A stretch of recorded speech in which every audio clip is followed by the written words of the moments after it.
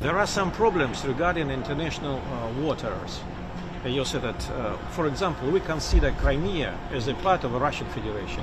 United States does not recognize this status.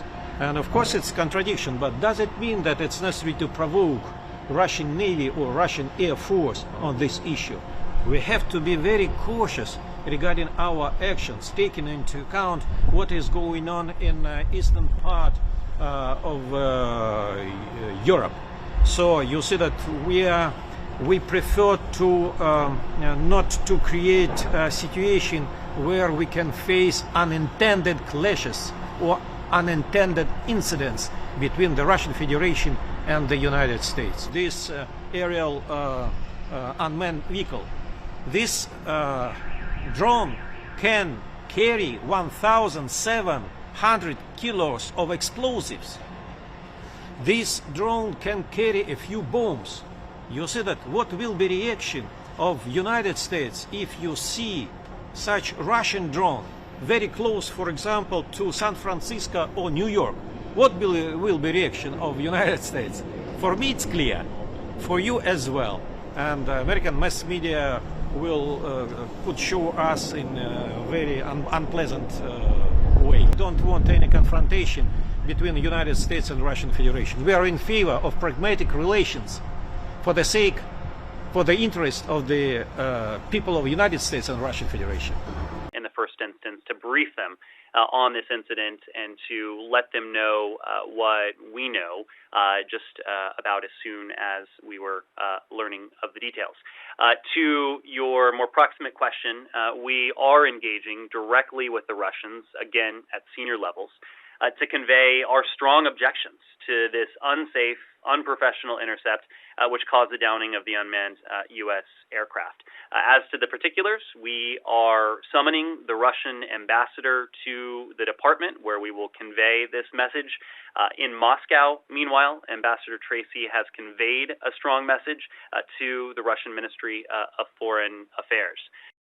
We are in the process of summoning the ambassador. I would expect that high-level engagement will take place with the ambassador later this afternoon, where the ambassador will hear directly from senior officials about our strong objections to what was clearly an unsafe and unprofessional intercept on the part of a Russian aircraft. As for efforts to recover the craft, that's a question I will leave to my colleagues at the Department of Defense. We're not in a position to speak to what the Russians intended to do. We're not in a position to speak to what their motivations may have been. We are in a position to speak to what happened. And what happened was an unsafe and unprofessional maneuver on the part of a Russian aircraft, a maneuver that was also tinged with a lack of competence that caused the U.S. military to need to bring this unmanned craft down. That is the result, again, of these Russian actions. We can characterize them, but we can't characterize the motivations. In a sense, however, the motivations matter much less than what actually transpired, and that's what we're speaking to today. We fly, we sail, we operate everywhere international law allows. And when it comes to this region, U.S. Air Forces in Europe, Air Forces Africa, routinely fly aircraft through Europe over sovereign territory and throughout international airspace in coordination with applicable host nation and international laws. Of course, this unmanned craft was forced to go down, I should say, in international airspace in what was a brazen violation of international law, and so we are conveying in strong terms our objections to this.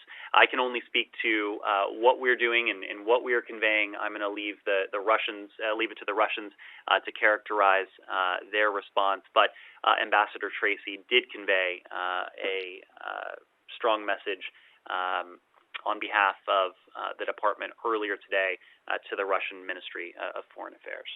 there was a U.S. surveillance drone flying over the Black Sea, which is something that is not uncommon, happens all the time, and it was hit by a Russian warplane or warplanes, and was forced to go down. This is a serious incident that will cause repercussions, particularly as it relates to the whole situation in Ukraine right now. Loud protests, they're coming from the White House, from the Pentagon, and from the State Department. We're expecting the Russian ambassador has been summoned to the State Department to hear a protest from a senior U.S. Official. And I expect we'll hear more back and forth about this over the next day or so.